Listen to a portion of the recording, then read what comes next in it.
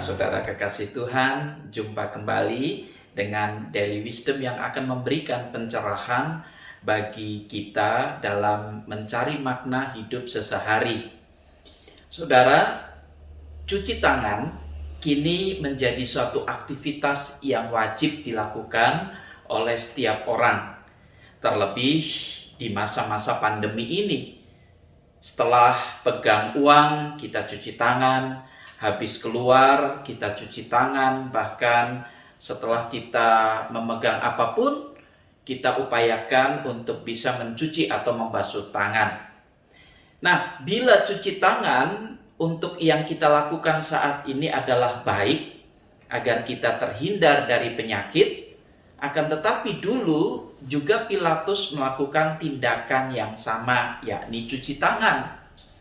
Tetapi cuci tangan yang dilakukan oleh Pilatus dengan yang kita lakukan sekarang ini tentu jauh berbeda.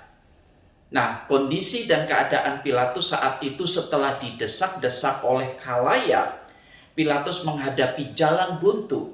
Ia tahu bahwa ia harus menjatuhkan hukuman mati atas diri Yesus. Tetapi sebelum melakukannya, ia mengadakan show kecil seperti yang dituliskan di dalam Matius 27 ayat 24. Di sana dikatakan ketika Pilatus melihat bahwa segala usaha akan sia-sia, malah sudah mulai timbul kekacauan, ia mengambil air dan membasuh tangannya di hadapan orang banyak dan berkata, "Aku tidak bersalah terhadap darah orang ini. Itu urusan kamu sendiri." Nah, ternyata cuci tangan Pilatus memiliki tujuan agar ia terlepas dari permasalahan. Pilatus bukan orang bodoh. Ia tahu bahwa show itu tidak membebaskan dia dari tanggung jawab. Tetapi ia mengadakannya antara lain karena ia mau menghina bangsa Yahudi yang memang dibencinya. Ia seolah-olah mau berkata, "Kalian mau menyalibkan salah seorang warga kalian? Silahkan saja. Tetapi jangan coba mempersalahkan aku."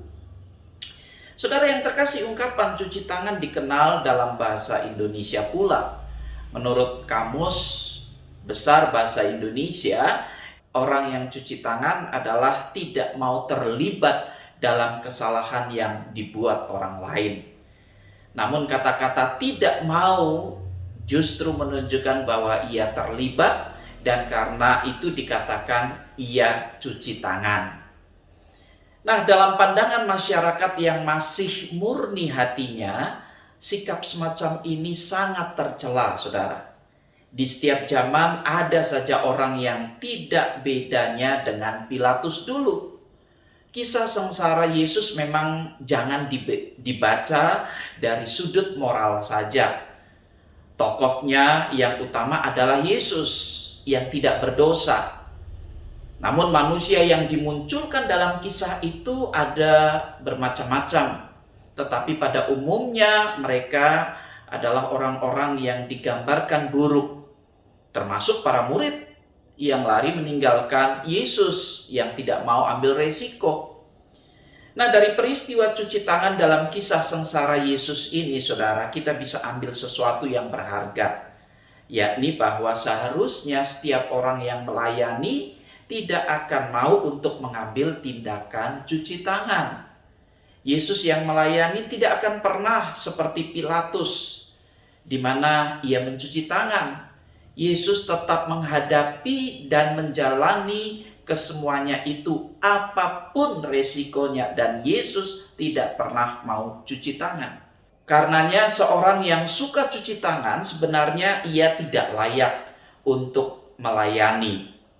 Maka marilah saudara yang terkasih, di minggu-minggu sengsara ini kembali kita mendapatkan satu pencerahan, kita dikuatkan kembali motivasi hidup yang melayani dan meneladani Yesus yang berani menghadapi keadaan apapun tanpa ikut dalam sikap cuci tangan yang kebanyakan orang dunia lakukan. Oleh karenanya, marilah kita memaknai hidup kita sebagai anak-anak Tuhan dengan hikmat yang dari Tuhan.